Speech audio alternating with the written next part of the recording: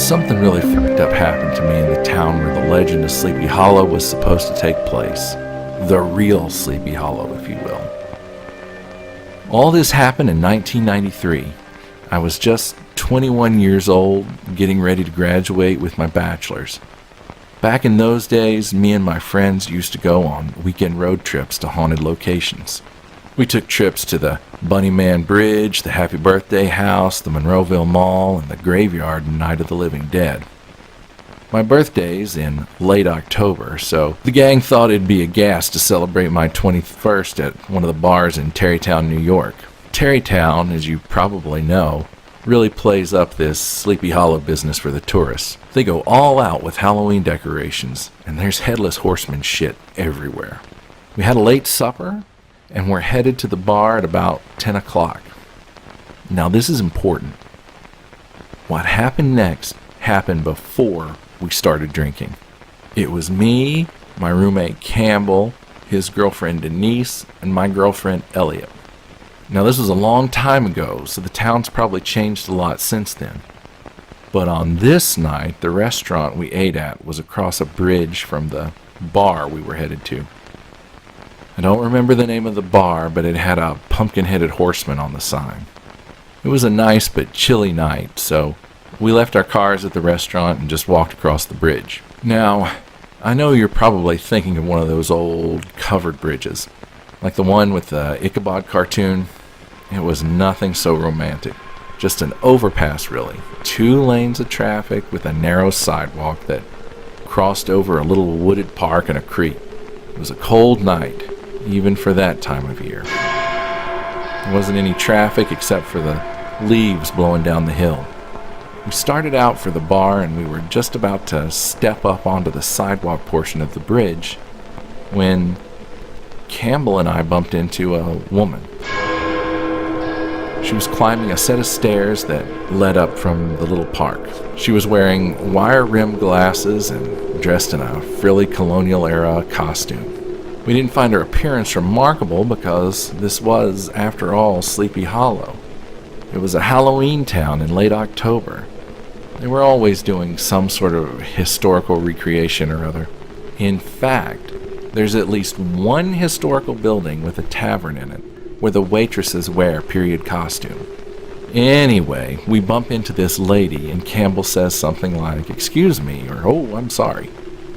The girls are by now way ahead of us, and Elliot looked back and said, "Who are you guys talking to?" We said this lady, but when we looked, she was gone. No possible way she could have sneaked off without us seeing her. Well, we didn't think much of it, so we crossed the bridge to catch up with the girls. On the other side, me and Campbell looked back. At the spot on the bridge where we'd bumped into the colonial lady, there was now a tall, slender figure. He was wearing a black hood and looked very much like the Grim Reaper. Couldn't see its face, but it had glowing red eyes.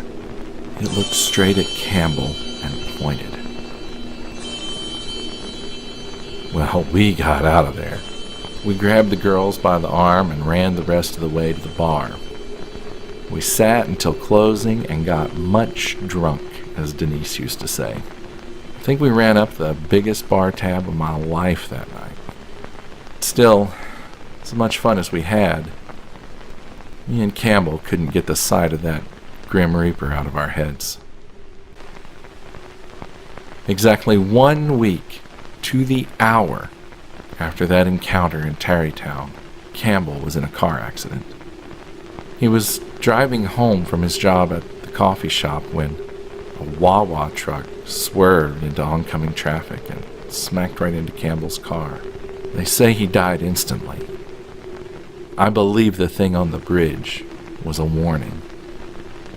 I wonder if Campbell saw it again. I wonder if Campbell saw it again the night he died. I wonder if one night I'll see it again too. Once Upon a Time in Transylvania was the name of this kids' show in the early 90s. It was an adaptation of Dracula that was slated to run as a miniseries on TNN, the Nashville network, during the weeks leading up to Halloween. This project came about during a time when TNN was looking to shake up its programming and image, but though for the life of me, I don't see how they were planning on shoving this thing into a schedule full of shit like Nashville Now, Grand Ole Opry Live, and Bill Dance Outdoors. But I digress. This show never aired, not on TNN or anywhere else. Not much remains to it aside from some scripts, concept art, and some apocryphal accounts gleaned from voice actors at con appearances. Once Upon a Time in Transylvania was the brainchild of a team of Irish creators. They shopped it all over Europe before improbably finding a would-be home for it on this country music cable network in the US. The concept was pretty basic. Retell Dracula for kids using anthropomorphic animals for each of the characters, kind of like the Disney Robin Hood cartoon, but according to the people in the know, it wasn't as kid-friendly as the description may sound. The art was primarily black and white with splashes of color here and there, mostly red. The style was very minimal and almost reminiscent of an Edward Gorey cartoon. Now, if I were developing a kiddie version of Dracula, I'd go the Disney route. Use animals like dogs, cats, foxes, wolves, and bears. Cuddly animals. Not in this case with this cartoon. They used birds for every character.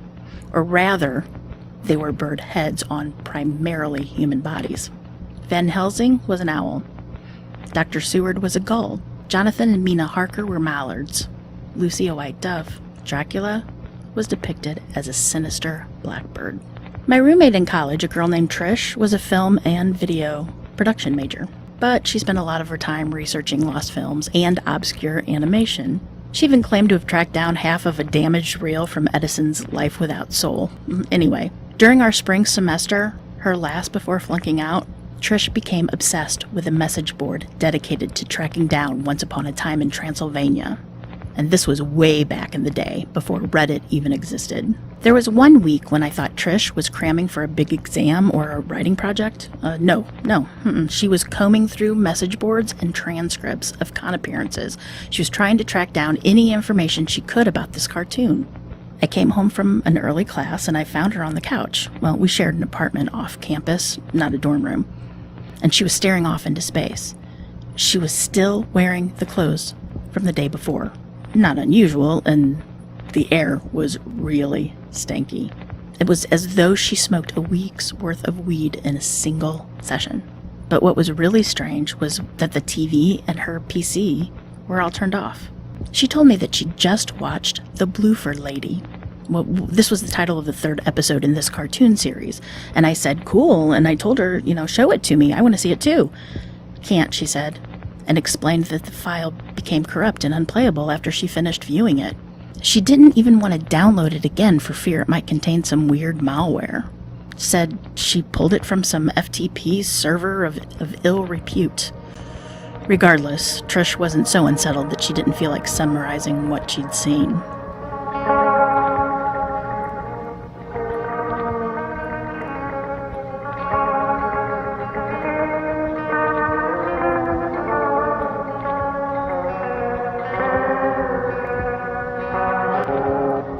The Bloofer Lady dealt with Lucy Westenra's exploits as a vampire after having been bitten by Dracula. Now, Trish said that Lucy's dialogue and movements were weirdly sexual, especially for a kids' show. By day, Lucy, who was a weird bird character like all the others, writhed in bed. The script stated that she was in pain, but Trish said it looked kind of like she was doing something else. Ew. By night, she would stalk Hampstead Heath and prey on young children. Most were never seen again, but some children who survived spoke to Van Helsing, Dr. Seward, and the police about an apparition, a Bloofer Lady all in white. Now, Bloofer was this kid's way of saying beautiful. Trish said that Dracula could sometimes be seen in the background, lurking behind trees and gravestones, or in a patch of rose bushes. After much of the runtime being devoted to lots of toing and froing on the heath, Seward and Van Helsing finally track Lucy to her lair, an abandoned crypt. The walls were stained with blood and tiny bones lay strewn upon the stone floor. They caught her in the act of preying upon a baby. Her beak opened wide to reveal rows of very sharp but otherwise humanoid teeth. Van Helsing and Seward stopped her, barely, and eventually managed to stake her through the heart. A friend of mine, an English major, once told me that scenes of Lucy being staked in the heart often played out like symbolic gang rapes. Men holding a woman down to penetrate her? I mean, I don't know about all that, but Trish said that the scene made her feel oogie and otherwise uncomfortable for some reason. And believe me, Trish has watched some pretty heinous shit in the course of her internet adventures.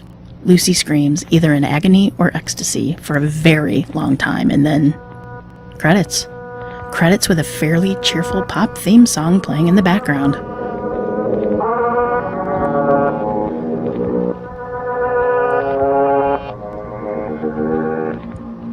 Trish seemed to be in a haze for weeks after that. She stopped getting out of bed, skipped lots of classes. She flunked out that semester and ended up transferring to a less expensive school closer to home. I spoke to her once, over ICQ the following fall. She seemed distant, aloof, the same way she had before she flunked out, only somehow worse. She died a month later. She'd overdosed on pain meds left over from a recent dental surgery. Impacted wisdom tooth, I think. I'm told she left a note behind. The paper was covered in doodles of blackbirds and doves.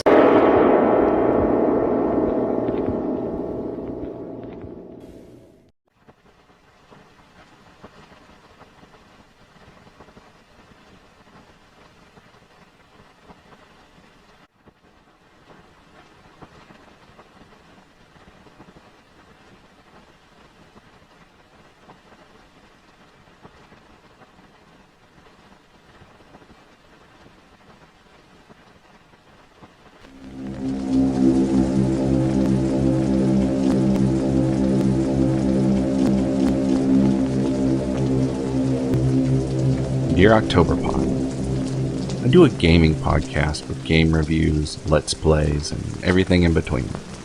Retro gaming's a big thing these days, so everybody wants to hear about 8-bits on the NES. A friend of a guy I met at a con sends me a package. Still with me? Inside the package was a homebrew NES game. Super sketchy, unlicensed, transparent cartridge. No label. The title was written on the cartridge with a marker. Bells from the Mummy's Tomb, it was called. It came with a note. Thought you could play this for your podcast. Should provide lots of lulls. Beware of the curse. Grins. Fast forward a couple of weeks. I have all my equipment set up to record audio from the game, as well as a mic to record my running commentary as I play it. The premise of Bells from the Mummy's Tomb is similar to Castlevania, except instead of Dracula, it's a mummy. Instead of a castle, each level's a different pyramid. The boss at the end of each level is a different mummy. Kill the mummy, collect a bell, more on that later, and get weapons upgrades. More on that too. Right off the bat, I noticed a number of oddities. The graphics throughout the game are grayscale with the exception of bright red blood. Level 1 begins in silence. No music, no ambient sound effects. The only sounds on this level are the player's footsteps and punches. The only playable character is a featureless black silhouette whose only attack, at first, is a simple punch. The first level is the hardest because you have to kill your enemies, all from Egyptian mythology, with this weak-ass punch. After beating the level, you collect your weapons upgrades and your bell. The on-screen text reads, "You have beaten Aminadab. You have collected 1 of 7 bells. Ring all 7 bells to make Happy Resurrect," whatever the fuck that means. The weapons upgrades are powerful. You get a machete after level 2, and by the time you beat the game, you're playing in murder mode. And every time you kill an enemy, they let out a blood-curdling human scream. That's right, I said scream. This game that starts out in near silence becomes, as you collect the bells, very loud. The sound design adds discordant, shitty 8-bit music, a swooshing sound, a heartbeat, and those lovely screams. Towards the end, maybe after you collect the 6th bell, a tinnitus-like squeal is added to the mix. When you beat the final boss, and believe me, it's easy, one hit in murder mode is all it takes, a text box appears. You have beaten Ra Ankh's Ra. You have 7 of 7 bells. Do you want to make Happy Resurrect? Shit, yeah, I want to make Happy Resurrect. So I press the select button and my character rings the 7 bells he has collected. The sound was like 7 different pitches of the tinnitus squeal. And then the game glitches out. The picture distorts and flickers and turns to snow for a few seconds. Then the screen fills up with code. Now at first, I thought it was actual code, but the characters weren't alphanumerics. They were like glyphs or runes. It looked more like Klingon than anything else. I tried taking a picture of the screen with my phone, but was never able to get a shot in which the glyphs were legible. Too much screen flicker, too blurry. So, I started to write them down. Sketch them really. But before I'd written down the first line, the game glitched out again and took me back to the main menu. I also set up some gear to record my game, so that I could have a YouTube video or at least some screen caps to accompany my pod. This also failed. Bells from the Mummy's tomb, apparently, does not like to be recorded. Okay.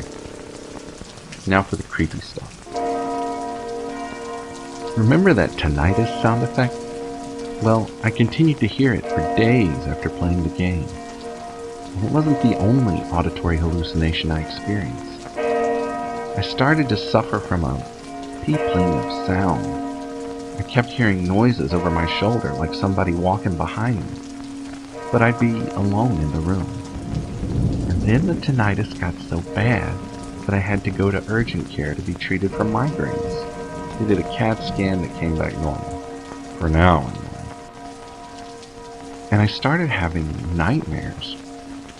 I'd dream about missing, presumed dead, cats showing up on my doorstep in dirty bandages.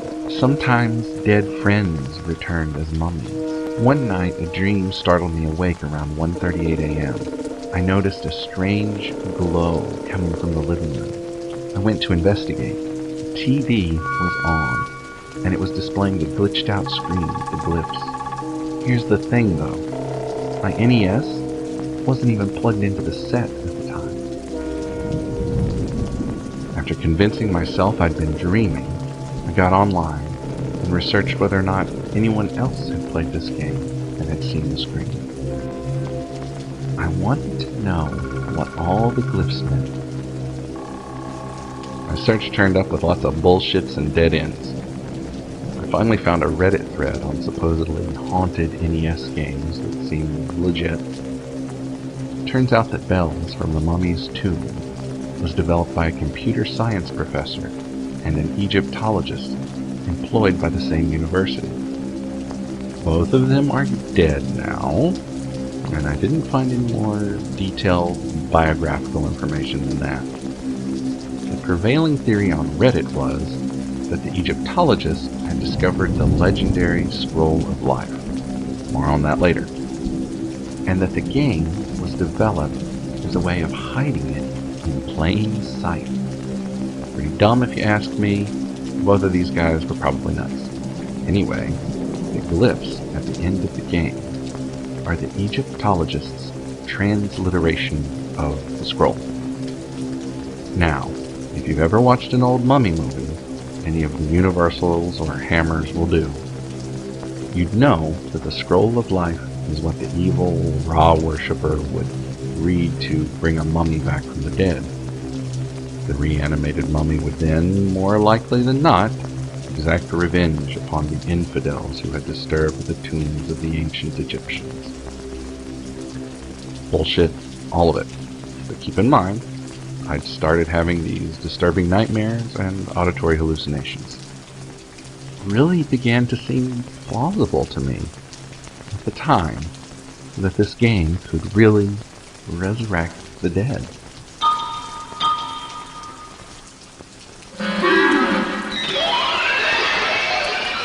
Every day when I drove to work, I'd drive past this cemetery adjacent to my neighborhood. It seemed like there were piles of earth everywhere. I've seen it when new graves are being dug, but these holes look different. It always seemed to me that they'd been dug out from below. Is that even possible? I convinced myself that I was just being paranoid. One morning I called in sick from work. I had a severe cough and could barely breathe. Before I went into urgent care, I went to the bathroom and tried to cough up a lung. I coughed and gagged and gagged. What came up was a rope of yellowed bandages. And the bandages came up dry, in spite of having just been inside of me. I could swear there were glyphs written on its ancient length. But it quickly dissolved as soon as it hit the toilet water.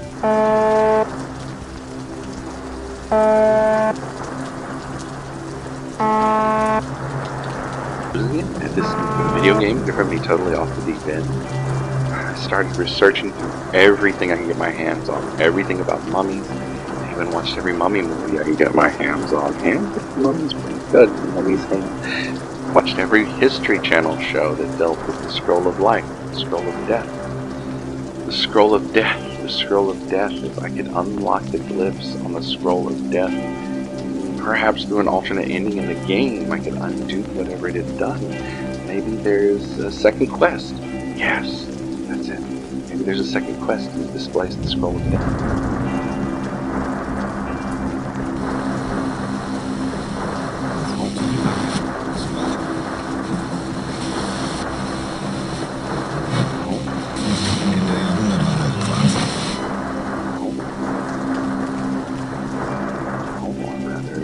Morning, because the clock on the wall is 1:38. I have everything prepared everything prepared, according to the instructions in the Reddit thread, supplemented with guidance found in Volume 5 of the Schnabel text. Anyone who's listening, need it. Volume 5, Schnabel text. I must prepare the scroll glyphs quickly. Already I've seen the gaunt walkers on their way through the neighborhood, so some are even wearing the ancient ceremonial wraps. I know they're real now. It's real to me. I can hear them, see them, dozens of them. I can hear them buzzing right here. Soon one of them will find my house, see the glyphs on the screen. Must prepare the way through the scroll. Must prepare the way through the scroll. Prepare the way. Second quest. Stop. Prepare the way through the scroll. Wait. There's somebody at the door.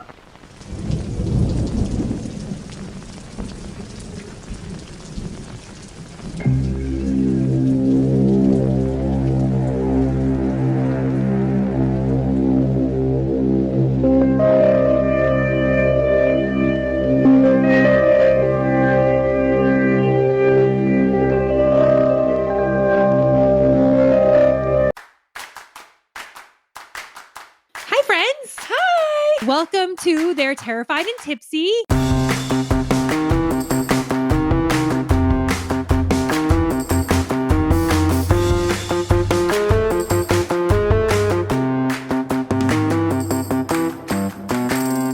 So I'll start. Okay. My name is Courtney. I love long walks on the beach, white wine, and I absolutely love scary movies. And I'm Stephanie. I also love long walks on the beach. I love white wine, but I absolutely hate scary movies. So Stephanie, Mhm. can I ask you a question? Please. Why in the hell would you want to watch scary movies and do a podcast on scary movies when you hate them? Oh, that's easy. Because you forced me. That's true.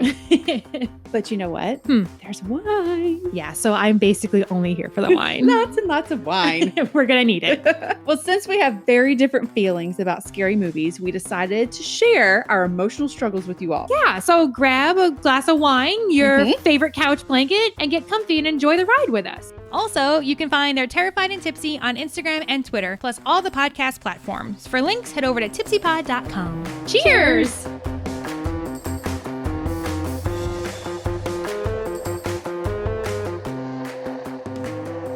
In space, no one can hear you scream. Unless you have a podcast. It's Space Castle! Join three nerds. I'm PT. I'm Alex. And I'm Seth. As they hurtle through space, debating movies, books, games, and answering your pop culture questions. All to maintain their own sanity. Space Castle, your clubhouse and ours for all things nerdy. Available wherever pods are casted. If you like weird and strange history, then I have the podcast for you. My name is Brenda, and I'm the host of Horrifying History. Are you into the dark side of history? Horrifying History tells you about the side of history that people don't normally talk about. We talk about the tales of haunted places, infamous true crimes, cursed items, and unsolved mysteries, and then we look into the science and documentation to see where does the truth actually lie. Want to get spooky with us? Get your Horrifying History fix by subscribing to Horrifying History, which you can find on any major podcast provider. I'm Edward October. For more true, true-ish, and classic tales of horror and the paranormal, subscribe to our YouTube channel. Be sure to ring the bell so you don't miss anything. Or find all of our links at octoberpodvhs.com. Octoberpod, retro horror for bold individualists.